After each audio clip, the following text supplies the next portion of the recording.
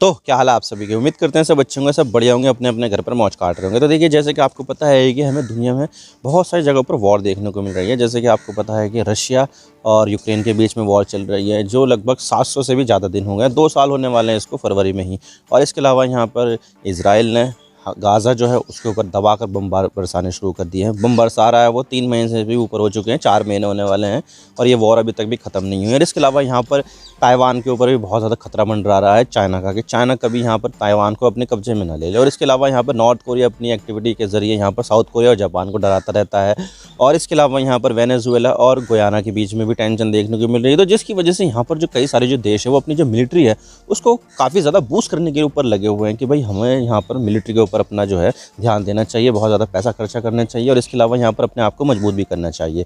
तो इस तरह से यहाँ पर हर कोई देश कर रहा है। और भारत का तो आपको पता ही है कि भारत की भी जो मिलिट्री है वो बहुत ज़्यादा मजबूत है। लेकिन ये कैसे देखा जाए कि कौन सा देश यहाँ पर कितना ज़्यादा ताकतवर है, कितनी ज़्यादा उसके पास फायर पावर है। तो इसके ऊपर यहाँ पर कई सारे पैरामीटर्स होते हैं, जैसे कि बहुत सारे पैरामीटर्स होते हैं जिसके बारे में हम आगे बात करेंगे। लेकिन इसी चीज़ को देखते हुए यहाँ पर जितने भी पैरामीटर्स होते हैं उसको लेकर यहाँ पर जो ग्लोबल फायर पावर नाम की एक वेबसाइट है वो सारी की सारी जो चीज़ें ट्रैक करती है और उसके हिसाब से यहाँ पर रैंकिंग करती है कि भाई दुनिया में कौन सा देश कितना ज़्यादा पावरफुल है। तो इसकी रैंकिंग यहाँ पर 2024 की आ चुकी है कि कौन सा देश यहाँ पर कितना ज़्यादा पावरफुल है। और यहाँ पर भारत की जो रैंकिंग है वो यहाँ पर जो पिछले साल की थी उतने ही साल की यहाँ पर है, यानी कि चौथी। पहले नंबर पर आता है अमेरिका, दूसरे नंबर पर आता है रशिया, तीसरे नंबर पर चाइना और चौथे नंबर पर आता है भारत। सरप्राइजिंगली यहाँ पर जो टॉप 5 की जो पोजीशन है उसमें से यहाँ पर ब्रिटेन का नाम हट चुका है। तो ब्रिटेन को यहाँ पर एक परमाणु पावर, एक बहुत ही ताकतवर देश, कई सारे देशों को इसने भूतकाल में बहुत ज़्यादा देशों को यहाँ पर कब्जे में लिया था, लेकिन आज वो टॉप 5 में भी नहीं है। तो आज इसके बारे में पूरी डिटेल के साथ बात करते हैं कि भारत की यहाँ पर क्या क्या चीज़ों में यहाँ पर कमी देखी गई है और कौन कौन से देश यहाँ पर टॉप 10 में आते हैं और कौन कौन से देशों की मिलिट्री बिल्कुल भी मजबूत नहीं है। आज इसके बारे में पूरी डिटेल के साथ बात करते हैं। लेकिन उससे पहले अगर आप चैनल पर नए हो तो चैनल को सब्सक्राइब जरूर कर देना, वीडियो को चाहे लाइक करो या डिसलाइक करो, लेकिन चैनल को सब्सक्राइब जरूर कर देना। तो चलिए वीडियो का आगाज़ करते हैं।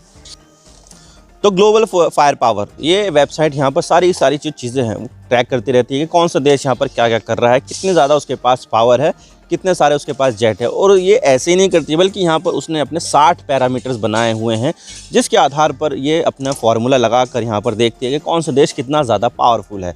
तो यहाँ पर जैसे कि नंबर ऑफ़ ट्रूप्स, ये भी एक बहुत ज़्यादा बड़ा एक इंडेक्स होता है कि नंबर ऑफ़ ट्रूप्स किसके पास ज़्यादा है। तो जिसके पास नंबर ऑफ़ ट्रूप्स ज़्यादा होंगे तो उसकी जो रैंकिंग है वो भी ऑटोमेटिकली ज़्यादा ही होगी, क्योंकि उसके पास जो लोग हैं वो ज़्यादा होंगे मिलिट्री को बनाने में और जो है पावरफुल बनाने में। और इसके अलावा जो मिलिट्री इक्विपमेंट है वो भी एक पैरामीटर होता है। तो मिलिट्री इक्विपमेंट में जैसे कि एयरफोर्स के पास यहाँ पर प्रॉपर संख्या में फाइटर जेट होने चाहिए, नेवी के पास प्रॉपर संख्या में यहाँ पर वेसल्स होने चाहिए, और जो थल सेना है यानी कि ग्राउंड आर्मी है उसके पास भी यहाँ पर आर्टिलरी होनी चाहिए, टैंक वगैरह सारे होने चाहिए। तो ये सारी की सारी जो चीज़ें हैं वो एक इक्विपमेंट में आती है कि बेहतर इक्विपमेंट। और इसके अलावा यहाँ पर फाइनेंशियल स्टेबिलिटी।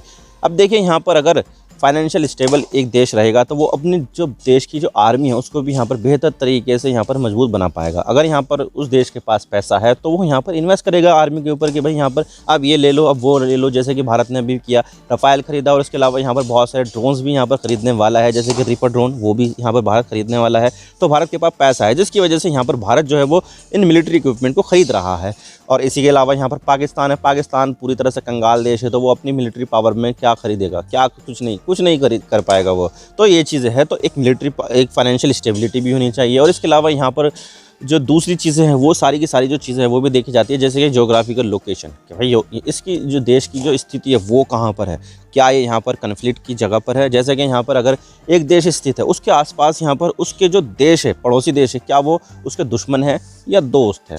तो ये भी चीज़ें देखी जाती है एक ग्लोबल फायर पावर इंडेक्स बनाने के लिए। तो भारत की जो रैंकिंग आई है इसमें टॉप 5 के मैं आपको बता देता हूँ। रशिया दूसरे नंबर पर, अमेरिका यहाँ पर पहले नंबर पर, रशिया दूसरे नंबर पर, चाइना तीसरे नंबर पर, चौथे नंबर पर है इंडिया, और 5वें नंबर पर सरप्राइजिंग यहाँ पर साउथ कोरिया आ गया है। आप देख सकते हैं कि south Korea Samsung, LG, Hyundai कंपनियों की वजह से जाना जाता है और नॉर्थ कोरिया की वजह से यहाँ पर और ज़्यादा जाना जाता है। हम ये अक्सर देखते हैं कि नॉर्थ कोरिया के पास यहाँ पर न्यूक्लियर वेपन्स हैं, उसके पास परमाणु बम हैं, जिसकी वजह से वो काफ़ी ज़्यादा मजबूत होगा। लेकिन नहीं, टेक्नोलॉजिकली यहाँ पर जो ज़्यादा एडवांस देश है वो साउथ कोरिया ही है। आपने इसकी टेक्नोलॉजी तो देखी होगी, उसके पास अपना खुद का फाइटर जेट है, अपने सारी की सारी जो मिलिट्री इंडस्ट्री है वो उसकी खुद की है और यहाँ पर बहुत ज़्यादा टेक्नोलॉजी लगाई जाती है उसके ज़रिए। लेकिन अगर हम दूसरी तरफ नॉर्थ कोरिया को देखें तो यहाँ पर वो सिर्फ और सिर्फ एक ही चीज़ में आ गया और वो है न्यूक्लियर वेपन्स बनाने में। इसके अलावा दूसरी चीज़ उसकी फटुई है, ऐसे ही निकलेगी फुस, कोई ज़्यादा खास नहीं है, एक मिसाइल में और एक परमाणु बम में, बस बाकी सारी चीज़ें इसकी जो है बेकार ही मिलती है। तो ये चीज़ें हैं और यहाँ पर इसी वजह से जो साउथ कोरिया है वो यहाँ पर 5वें नंबर पर आया है। ब्रिटेन को उसने पीछे छोड़ दिया। एक ब्रिटेन मिलिट्री पावर एक काफ़ी बड़ी और एक परमाणु हथियारों वाला देश जिसके पास यूनाइटेड नेशंस सिक्योरिटी काउंसिल में एक वीटो पावर भी है, उसको यहाँ पर इसने पीछे छोड़ दिया है। तो ये यहाँ पर है और ये चीज़ें देखने को मिलती है कि किस तरह से साउथ कोरिया जो है वो अपनी मिलिट्री को काफ़ी ज़्यादा एडवांस कर रहा है। और अगर हम यहाँ पर देखें कि किस देश की जो मिलिट्री पावर है वो सबसे ज़्यादा बेकार है, तो 145 देशों में सबसे जो नीचे है वो है भूटान। भूटान भारत का पड़ोसी देश है और भारत और चाइना के बीच में स्थित है।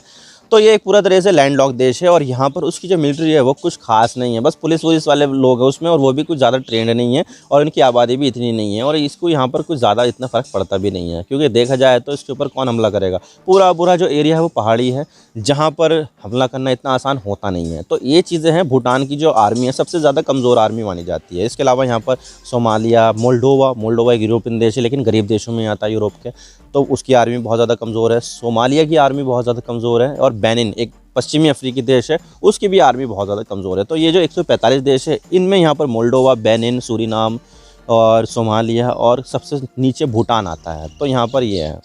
तो अगर हम पहले नंबर की बात करें तो अमेरिका है, उसके पास 13,200 से भी ज़्यादा फाइटर जेट है, यानी कि एक बहुत ही बड़ी वायुसेना है उसकी। और इसके अलावा यहाँ पर उसके पास 11 एयरक्राफ्ट कैरियर है। अगर हम इंडिया की बात करें तो इंडिया के पास सिर्फ 2 ही है, जबकि अमेरिका के पास 11 है।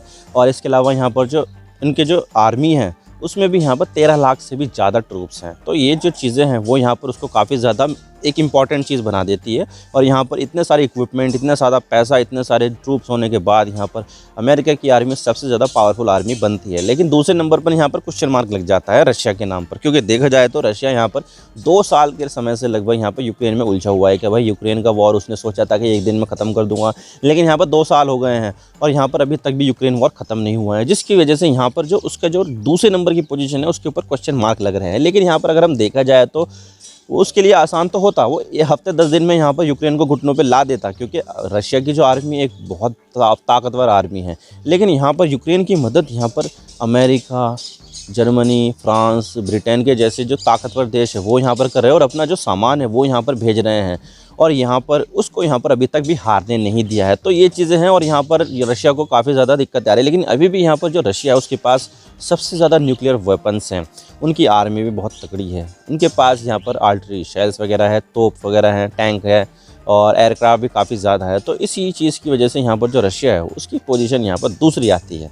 और जो तीसरे नंबर पर देश आता है वो है चाइना। अब देखिए चाइना जो है कई सारे पैरामीटर पर यहाँ पर डाउन होता है, जैसे कि ऑयल कंजम्पशन पे, गैस कंजम्पशन पे, और उसका जो बॉर्डर है वहाँ पर काफ़ी ज़्यादा टेंशन देखने को मिलती है। वियतनाम से टेंशन और तुम्हारा इंडिया से टेंशन देखने को मिलती है और जो यहाँ पर सेंट्रल एशियन देश है वहाँ से भी थोड़ा बहुत यहाँ पर देखने को मिलती है। तो इस चीज़ से यहाँ पर उसकी जो पोजीशन हुई है वो सेकंड नहीं बल्कि यहाँ पर थर्ड हुई है। और यहाँ पर जो चौथा नंबर है वो यहाँ पर आपको पता ही है इंडिया का है। इंडिया में भी यहाँ पर कई सारे पैरामीटर पर यहाँ पर डाउन है, जैसे कि यहाँ पर जो पड़ोसी देश है वो यहाँ पर काफ़ी ज़्यादा ताकतवर है। चाइना हमसे ज़्यादा तीसरे नंबर पर है भाई, वो तीसरे नंबर पर चाइना है। और जो पाकिस्तान है वो भी ऐसा नहीं है कि कमज़ोर देश है, बल्कि वो भी यहाँ पर वेपन्स है उसके पास न्यूक्लियर वाले। और यहाँ पर उसकी जो आर्मी है वो भी काफ़ी ज़्यादा वेल ट्रेंड और काफ़ी ज़्यादा मजबूत मानी जाती है। तो यहाँ पर इन 2 ताकतवर देशों का एक न्यूक्लियर पावर वाले देशों के बीच में होना, इसकी वजह से जो इंडिया की जो पोजीशन है वो थोड़ी सी डाउन हुई है। तो इस वजह से देखा जा रहा है। लेकिन यहाँ पर आर्मी पर्सनल जो है उसमें कोई कमी नहीं है, क्योंकि देखा जाए तो लगभग 14.5 लाख के आसपास यहाँ पर इंडियन आर्मी के ट्रूप्स हैं। लेकिन अगर हम पैरामिलिट्री के भी मान लें, जिसमें यहाँ पर CRPF, CISF और तुम्हारे गढ़वाल राइफल्स हैं, असम राइफल्स हैं, बहुत सारे जो पैरामिलिट्री फोर्सेज है उसमें यहाँ पर अगर हम जोड़ें तो ये लगभग 25-25 लाख के आसपास आता है, जिसकी वजह से यहाँ पर जो इंडियन आर्मी का जो नंबर हो जाता है वो लगभग 40 लाख हो जाता है। यानी कि इतने ज़्यादा ट्रूप्स लगभग मैं नहीं मानता कि किसी देश के पास होंगे। तो यहाँ पर अगर ट्रूप्स का देखा जाए तो यहाँ पर इंडिया सबसे टॉप मारता है। लेकिन हम यहाँ पर अगर 5वें नंबर पर देखें तो यहाँ पर चेंज आया हुआ है, क्योंकि पहले देखा जाए तो 5वें नंबर पर कौन देश होता था? ब्रिटेन होता था, क्योंकि उसके पास वीटो पावर होने के साथ साथ वहाँ पर उसका जो बॉर्डर है वो भी कोई ख़ास यहाँ पर कोई ज़्यादा टेंशन वाला नहीं है। यहाँ पर एक ही देश से तो उसकी बॉर्डर लगती है, वो है आयरलैंड, और वो भी आयरलैंड भी कोई इतना ज़्यादा पावरफुल देश है नहीं, और यहाँ पर भी कोई इतनी ज़्यादा टेंशन देखने को मिलती नहीं है। तो यहाँ पर उसकी जो आर्मी है और इसकी जो मिलिट्री स्ट्रेंथ है वो भी काफ़ी ज़्यादा तगड़ी मानी जाती है, लेकिन उसको भी यहाँ पर साउथ कोरिया ने पीछे छोड़ दिया। अब साउथ कोरिया ने अपनी टेक्नोलॉजी के दम पर, अपने जो ट्रूप्स के नंबर से उसके दम पर यहाँ पर उसको पीछे छोड़ दिया है। और अगर हम 6 के नंबर पर बात करें तो 6 नंबर पर यूनाइटेड किंगडम ही आता है, यूके आता है, 7 पर यहाँ पर जापान आता है, और सरप्राइजिंगली यहाँ पर जो टर्की है उसने यहाँ पर पाकिस्तान को पीछे छोड़ दिया। अब देखिए पाकिस्तान के पास न्यूक्लियर वेपन्स है, उसके पास लोग जो है वो भी काफ़ी ज़्यादा है, उसकी जो जनसंख्या है लगभग 22-23 करोड़ के आसपास है, जबकि टर्की की यहाँ पर 8 करोड़ के आसपास है। लेकिन फिर भी यहाँ पर जो टर्की है उसने यहाँ पर पाकिस्तान को पीछे छोड़ दिया है। तुर्की आ गया है 8वें नंबर पर, पाकिस्तान आ गया है 9वें नंबर पर। तो आप देख सकते हैं किस तरह से यहाँ पर जो दुनिया है वो चेंज होती जा रही है। कोई देश यहाँ पर अपने सामानों के ऊपर खर्चा कर रहा है तो कोई देश यहाँ पर जो है युद्ध में उलझा हुआ है, जिसकी वजह से यहाँ पर उनकी पोजीशन थोड़ी सी ऐसी हुई है। और कोई देश यहाँ पर अपनी टेक्नोलॉजी को विकसित कर रहा है, जैसे कि साउथ कोरिया, उसने ब्रिटेन को पीछे छोड़ दिया। लेकिन ऐसा नहीं है कि ये जो रैंकिंग है वो स्टेबल रहने वाली है, बल्कि यहाँ पर जो इसकी स्टेबिलिटी है वो भी यहाँ पर थोड़ी बहुत इधर उधर होगी, क्योंकि देखा जाए तो अभी यहाँ पर कई सारे देशों में टेंशन देखने को मिल रही है। जैसे कि इजराइल ने गाज़ा के ऊपर हमला कर रखा है, जिसकी वजह से गाज़ा पूरी तरह से बर्बाद हो गया है। वहाँ पर 24,000 से भी ज़्यादा लोगों की मौत हुई है। जबकि अगर यहाँ पर रशिया यूक्रेन का वॉर देखें तो रशिया यूक्रेन का वॉर 2 साल से भी ज़्यादा समय होने वाला है। यहाँ पर 2 साल होने वाले हैं, ऑलमोस्ट 24 फरवरी को 2 साल हो जाएंगे। और इसके अलावा यहाँ पर जो चाइना है वो ताइवान को अपने कब्जे में लेना चाहता है, जबकि यहाँ पर जो उत्तर कोरिया है वो लगातार अपने जो मिलिट्री वेसल्स है उसको मिलिट्री के जो सैटेलाइट है उसको यहाँ पर लॉन्च कर रहा है। और इसके अलावा यहाँ पर जो नई नई मिसाइलें हैं उसको यहाँ पर टेस्ट कर रहा है वो। तो इसकी वजह से यहाँ पर ईस्ट एशिया में भी टेंशन देखने को मिल रही है, जिससे यहाँ पर जापान और साउथ कोरिया काफ़ी ज़्यादा डरे हुए हैं, क्योंकि ये न्यूक्लियर वाले देश तो है नहीं। न्यूक्लियर पावर जो है यहाँ पर सिर्फ उत्तर कोरिया है, और यहीं पर ये धमकी भी देता रहता है। और अभी तो रिसेंटली यहाँ पर उसने अपने नागरिकों को कह दिया था कि भाई युद्ध के लिए तैयार रहो। अब युद्ध के लिए तैयार रहने का क्या मतलब है, यहाँ पर युद्ध होने वाला है, हो सकता है, यहाँ पर हो सकता है। और इसके अलावा यहाँ पर वेनेजुएला और गयाना के बीच में टेंशन मिल रही है, और गयाना का जो 2/3 पार्ट है उसको यहाँ पर वेनेजुएला ने क्लेम कर दिया है कि भाई यहाँ पर ये हिस्टोरिकली यहाँ पर वेनेजुएला का हिस्सा होता था। अब देखिए यहाँ पर इसकी वजह से इनके बीच में वॉर होगा या नहीं होगा, ये तो आने वाला समय ही बताएगा। लेकिन आप इस ग्लोबल फायर पावर रैंकिंग से कितने ज़्यादा सहमत हो, आप हमें नीचे कमेंट सेक्शन में ज़रूर बताइएगा। आई होप आपको सारी बातें समझ में आ गई किस तरह से यहाँ पर जो ग्लोबल फायर पावर रैंकिंग है वो यहाँ पर काम कर रही है। मैं तो बस इतना ही कहना चाहता हूँ, वीडियो को लाइक करो, डिसलाइक करो, लेकिन चैनल को सब्सक्राइब जरूर कर देना। आपके एक सब्सक्रिप्शन से हमें आगे कंटेंट बनाने की मोटिवेशन मिलती है। Thank you for watching, I really appreciate your precious time. God bless you all. Now signing off.